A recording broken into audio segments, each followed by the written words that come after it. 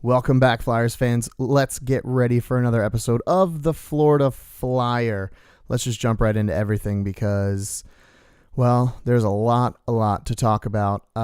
Controversial calls, controversial no calls, controversial non-suspensions of players after illegal checks into the boards face first. Talking to you, Leo Komarov. So let's get into it. A quick recap of the games that we had this past week that I got to witness. The Anaheim game was horrific and a huge disappointment. Horrible game played by just about everyone involved. And we're going to get more into that a little more detailed a little bit later. The Ottawa game, that loss, very controversial. I feel a certain way about that, and I think we're going to dive into that right now. The Flyers, in my opinion, won that game. 2 goals called off for reasons that we'll say were questionable. Questionable calls. The goaltender interference call, I don't think Jordan Wheel made contact himself with the goaltender. I think the goalie skated into him to kind of take his crease and take control of his area. It's his space. And yeah, there was no goaltender interference. From my understanding, you have to interfere with a goaltender in order to be called for goaltender interference. Apparently, the refs view that rule a little bit differently than I do, and a lot of other Flyers fans and individuals that enjoy this game. But that's just how I feel about that one call. The more controversial one, in my opinion, is the Sean Couturier goal that was called a no goal because of the intent to blow the whistle. I don't know if anyone's ever intended to do something before and not done it, but just because you intend to do something, I intend to record these and have them out every Monday. That's not something that happens. Just because you intend to do something doesn't mean that you did it. And I don't understand why you intending to blow the whistle and making it a non-goal because you, again, intended to do it. That's the key word there, intention. I don't understand why that makes that goal not a thing. Quick fixes for this league that likes to fix things that aren't really a problem, like the face-offs. Make one person in charge, one unilateral person, one person who can make that decision. The referees in this game have too much power. With the game going more high scoring, with the slashes and the hooks and everything being called closer and closer each game and each year, for me, you have to have a unilateral force. When someone upstairs says whether there was intent to blow or not, that's a goal, then it needs to be a goal. The referee can't call back upstairs and be like, oh, by the way, I meant to blow the whistle. I was just busy checking out the babe in row 3. Like, no, that's not a thing. That's not an excuse. It's not a reason. It's just have New York, have the war room be able to make that call, yes or no. There should be the referees in the game should not be able to make that decision. Everything should go to the war room in New York. All decisions, all challenges, all that stuff should go to New York. It should be made by one person who has this understanding of the book and can cite these reasons as to why this one thing is called this certain way. And there has been nothing but inconsistency called all season long between slashes and boards and checks, and that even goes into the Ghost thing. Ghost was hit head first into the boards. Whatever you feel about the Patrick hit, I feel like it was closer to being clean than the Gostisbehere one, but Gudas was ejected for a hit that looked nothing like that the other day, but that was a full forearm extension. Ghost headfirst into the boards, and it caused an injury. And if I'm not mistaken, Komarov has a past with throwing dirty hits like that. I don't understand how that's something that you can kind of just let slip by. I don't understand it. There was no call on the ice. Fine, it happened fast, whatever. But for the league to come out today on Sunday and say we're not going to seek further discipline on that hit, I don't understand how. I don't get how there's no more discipline that's supposed to be had on a play like that. When he was checked face first into the boards, he was hit in the numbers. The rule reads you are not supposed to hit the back of a player. If you can see their numbers, that means it's a no-no. The guy could visibly see Ghost's numbers. Very upset about the inconsistencies in officiating, and it needs to be done better. If the league really wants to make the game better and more efficient and more enjoyable, then they need to drill these guys. They need to show them video evidence of this is right, this is wrong, this is right, this is wrong. Whoever's in charge of player safety right now is doing a shit job, and I'm trying to work on cursing less on this podcast because I realize that sometimes there's going to be kids that watch it and whatever, but honestly, that's the only way to describe this is that the referees to this point are controlling outcomes of games. They're giving points away for a team that's going to be a fringe playoff team in my mind, no matter what. It's just there needs to be consistency. You need to follow one set of guidelines, not leave it up to interpretation. Hack even said it in his post-game interview about how things are left up to interpretation. The guy on the ice thinks that it's not a goal, so then it's not a goal. But what does the guy in New York think? What does, the guy that's made other calls like this before? I don't like the inconsistency. So I think there needs to be one unilateral party, and I also think that the referees have too much power. I think they control too much of the outcome of the game between all the slashes and the no calls and the challenges and what guy is going to be challenged on a play and then be like, oh, you know what? You were right, bro. I was wrong. Sorry. Nobody's going to like to do that. Nobody enjoys knowing that they're wrong or being called out, being told that they're wrong. So in my mind, that is something that needs to change very, very quickly if this league is going to continue to get better and to grow, because the Ottawa game was shameful, and that hit on Ghost and the ejection of Gudas 2 or 3 games ago was a disgrace. So moving on into happier notes, good win in Toronto last night. Very strong performance. It was nice to see them come out in the first period and play well. That's been something that's very few and far between for the Flyers so far this year. They're not super at starting great, but they came out flying. They kept up with a Toronto team that's very young. They're very fast. They're coached extremely well by Mike Babcock. They had an extremely good game. Full 60 minutes was played last night, and I feel good about that. Lots of danger chances for Toronto, though. A lot of crossbar issues. I think Toronto hit 3 or 4 crossbars over Brian Elliott. So the MO on him is to shoot high. And I think if you've watched any Flyers games this year where Brian Elliott's playing the goal, you know that he tends to sit back a little further in the net. And that, I mean, the Philip Forsberg goal in Nashville for that win, the 6-5 game, he just picked a corner and Elliott was in the goal. He was literally inside the goal. Like, he needs to get better at coming out and challenging and cutting down angles, in my opinion. But that's just kind of the way that he plays. And, we'll talk about him more later that kind of skew my numbers, make me look a little dumb. But I'm excited to talk about it. Another issue that I'm having with this team so far is, and one of my notes is that the middle six is middling. There's really no consistency. So what I did is I took a couple of the games since the Panthers game and to last night, I took the goals, and I wanted to get goals from the first line and goals from people that were in any other line. So I counted up the goals that were on a line that was the second, third, or fourth line, and I kept track of the amount of goals that were scored by the first line. So in Florida, there were 2 goals. One of them was Weiss, and the other one was Filppula, but Filppula's was an empty net. So that's 2. Nashville, the team scored 0 goals, so that's not great. Edmonton, Simmer got 1. Anaheim, no goals from anyone that wasn't Coots, but we'll get into that in a second. Ottawa was 1 goal by Konecny, and Toronto was 1 goal by Filppula, but it was also on the power play. So 2 of those goals, Filppula goals, empty netter and a power play. You should probably score with the man advantage. Should definitely score when there's an empty net on the other end. Kind of disappointing. That is 5 total goals for that team in 1, 2, 3, 4, 5, 6 games. Not horrible. Could be better. Could be worse. Now, on to the first line. In Florida, Coots and G each scored a goal. Or each scored 2. I'm sorry. I apologize about that. In Edmonton, G got 1. Coots got 2 in the Anaheim game. And in Ottawa, G, 2 goals for Coots and Jake.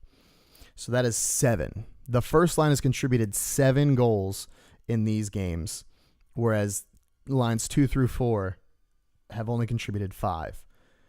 The D has contributed 5, but out of 17 goals for the first line exclusively to contribute 7 goals is kind of a disappointment. To me, I get not wanting to break up the fourth line, and I get not wanting to break up the first line, but something's got to give.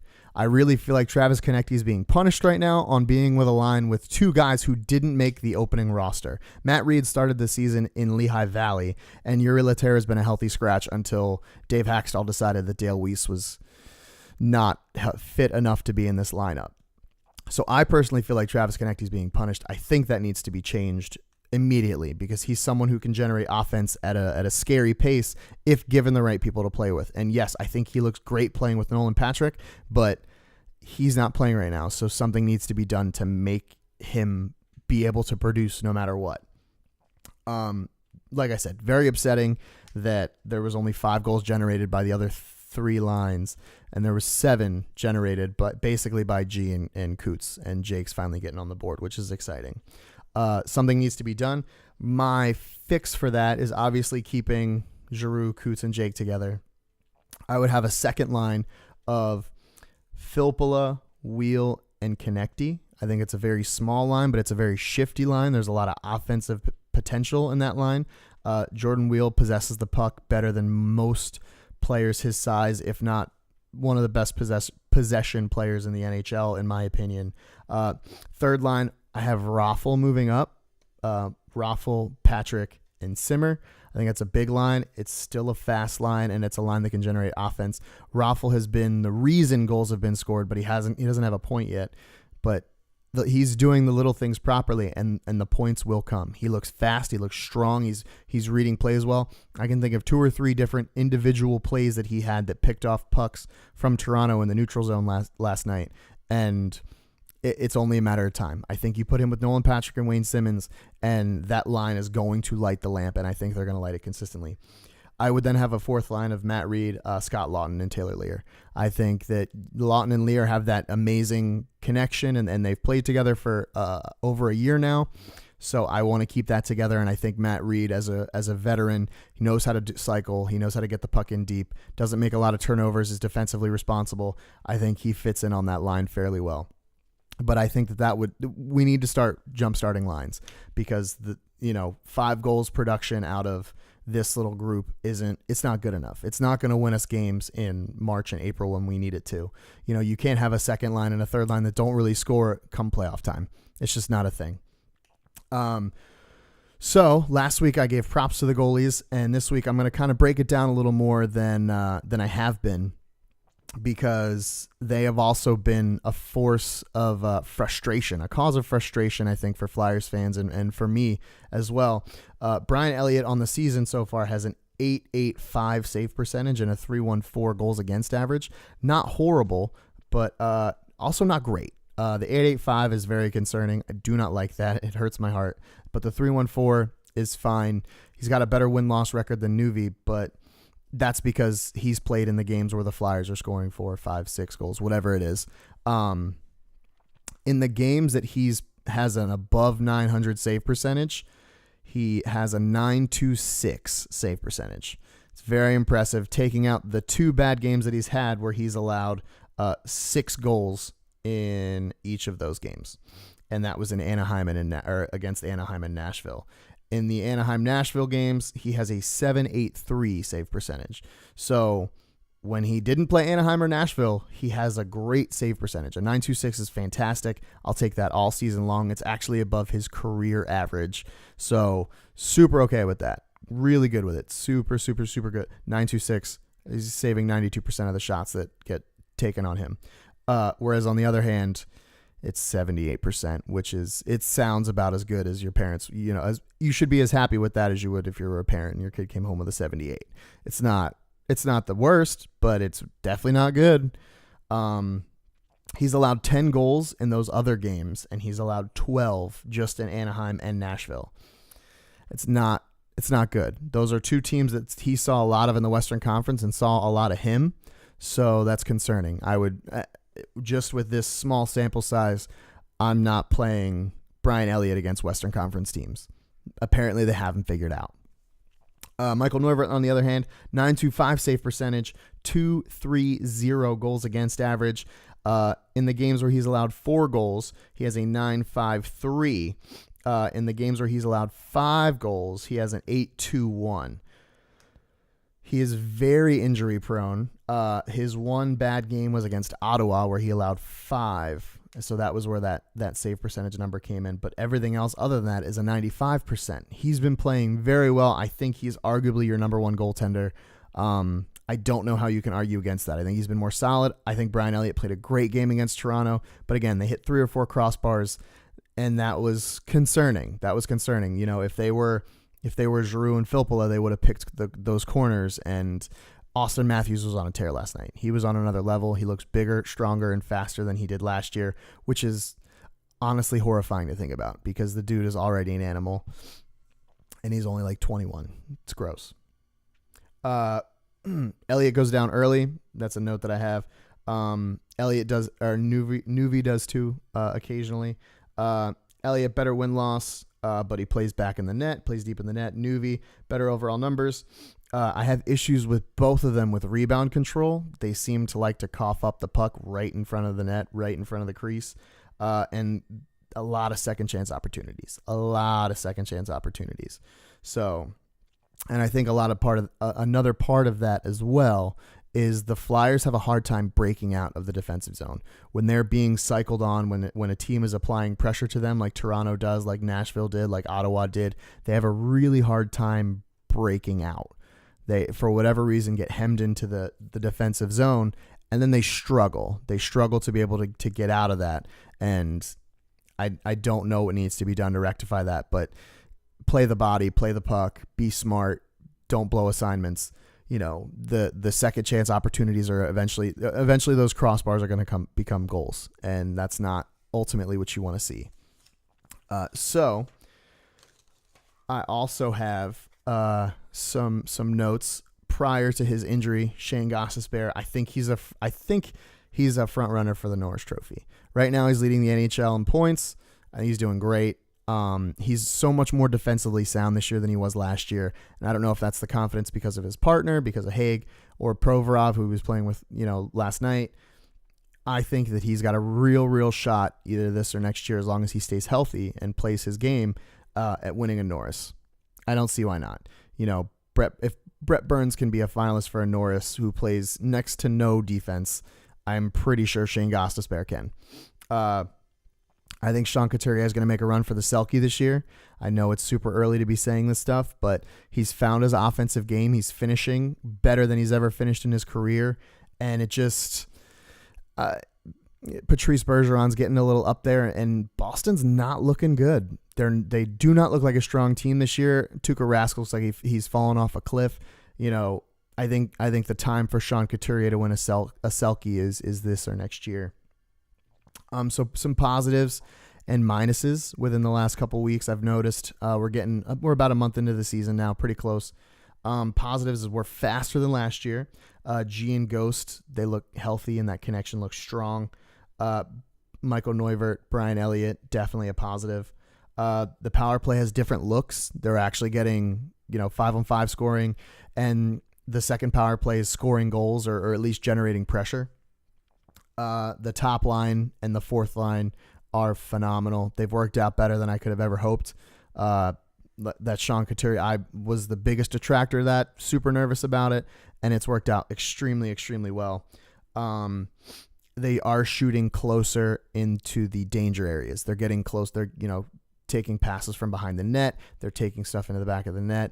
They're getting into the center of the ice, the high traffic areas, the high danger zones. There's more chances coming from there. And that is one of the biggest things I think that they didn't do last year, because they were afraid to get too deep in the zone and an odd man rush go the other way, because odds were last year, if, the goalie was left alone with a player, that it was going to go in.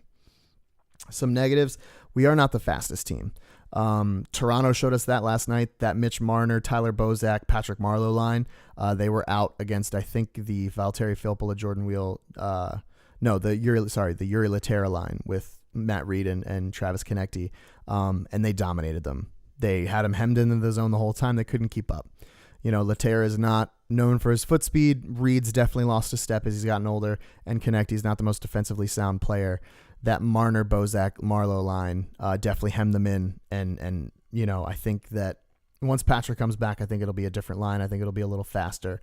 But as I said earlier, I think that the lines need to change anyway. Another minus Michael Neuvirth, Brian Elliott. It just depends on what day you get them. Ivan Provorov, to me, looks like he's taken a slight step back. I still think that he's a top 20, top 15 defenseman in this league, but he doesn't look as dominant as he looked at the end of the year last year. Leaving points on the table, that Nashville game hurt. I blame that on Dave Hackstall. The Ottawa game hurt. I blame that on referees. But if the Flyers play a full 60 minutes in that game and they don't take the first period off, odds are they win that game.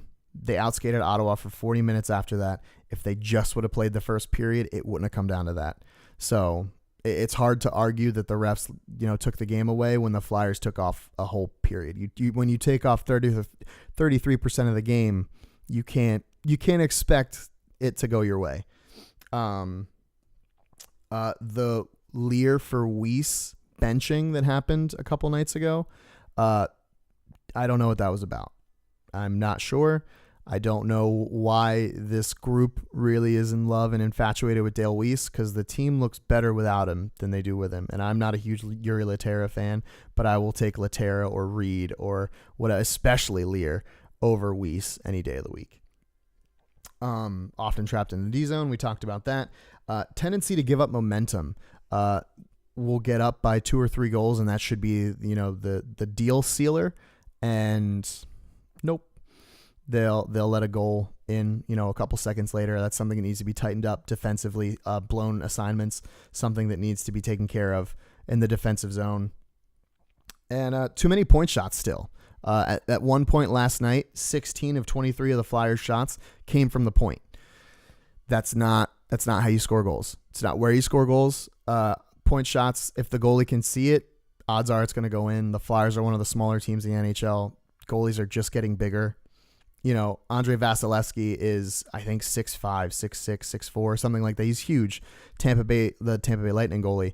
He's going to stare over Jordan Weal's head. There's not going to be any blockage of sight line, and you got to get in the high danger zones. Got to do it. And for whatever reason, this team still feels like the point shot is the way to go, and I still disagree, even though we have very capable defensemen. So now we're going to go around the NHL. We've talked about the Flyers a whole bunch, and I can continue to talk about them if prodded, but we're going to go around the NHL. We have 4 2-win teams with the Rangers, Buffalo, Montreal, and Edmonton. A lot of that is unexpected. I did not expect the Rangers to be there. I didn't expect Montreal or Edmonton to be there, and we're going to break down some of that in a minute. But on the other side of the spectrum, we have 3 one-loss teams, Ottawa, the Kings, and Vegas. And Vegas is the surprise of the year. They might, if they can continue this pace, they're going to go down as one of the best expansion franchises in NHL history, and it's going to be hard to top that. They've put together a very good team. They seem to be rallying around that community out there, and I couldn't be happier for hockey in Vegas. I think it's great. I would love to go to a game in Vegas. Maybe not this year, potentially next year. Florida Flyer, #take me to Vegas. And there's also 3 two-loss teams, the Devils, the Lightning, and the Blues. And with all of the issues that the Blues have had as far as injuries, it's very impressive to see them only with 2 losses. New Jersey's not supposed to be this good. Nobody thought New Jersey was going to be this good. And Tampa Bay, I knew that they were going to be competitive in the East, but I didn't think they were going to be the best team in the East. They arguably are the best team in the East right now. They are as far as points. I don't know what their depth is after you stop Stamkos and Kucherov, but nobody's been able to do that yet, so I'm not super worried about it, or they shouldn't be super worried about it. Arizona, no wins, and the Flyers play them Monday, and I'm super nervous that the Flyers are going to be their first win, and that will upset me to no end. I will rant and rave if that happens. I'll be very upset, but no wins for the Coyotes yet. Kind of sad. And I would also like to note that the Golden Knights are doing this without Marc-Andre Fleury, arguably the best goalie that they have. They're only going to get better when he comes back. Pittsburgh is 7th in the league right now in points. However, they are the highest team with a negative goal differential. They're -8. Matt Murray's doing a great job in net there. I don't know if they're having problems producing offense or what that's all about. I haven't watched a lot of Pittsburgh games because I can't bring myself to do it. But they have a negative goal differential. Maybe it's just getting over that hump that Chicago put on them, the beating they put on them earlier in the year, 10 goals, and they are tied with Ottawa, who have a +8 goal differential. So that kind of balances out. Vancouver's quietly doing really well, and Chicago looks like they're slumping a little bit. So we'll keep an eye on those teams as things continue to move forward. Super happy to announce that Evgeny Kuznetsov of Washington got his first goal of the season finally, and it was a beauty. So if you get a chance, check that out. Evgeny Kuznetsov, Washington goal. It was very nice. A lot of good dangles. But so real quick, jumping into two of the teams that surprised me most in that area of the 2 wins, Montreal. Carey Price is not doing well this year. He's played 10 games. He has 3 wins, 6 losses, 1 overtime game. He's got a .368 goals against average, but an .883 save percentage, which is super under where he normally sits. And that right there is their issue. The year that he got hurt was the year that they were the best team in the NHL.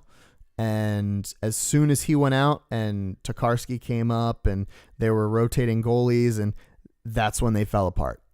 Carey Price is the backbone of that team, whether you choose to believe that or not. Shea Weber or not, PK Subban or not, Thomas Plekanec, whoever else you want to throw out there, Max Pacioretty, like Alex Galchenyuk. It doesn't matter who's on that team. If Carey Price isn't doing well, Montreal's just not going to win. And Carey Price isn't doing well, so Montreal's not winning. And their backup is somehow doing even worse. He's played 2 games. He's got a .420 goals against average and an .863 save percentage, or an .863 save percentage. So that is not super. They're a -19 goal differential. So that to me says that they're also not scoring goals. But if Carey Price is letting in 12% of the shots that he's getting, shot at him a game, that's not strong. That's not good. The Rangers. Henrik Lundqvist has 4 starts with an under 90% save percentage.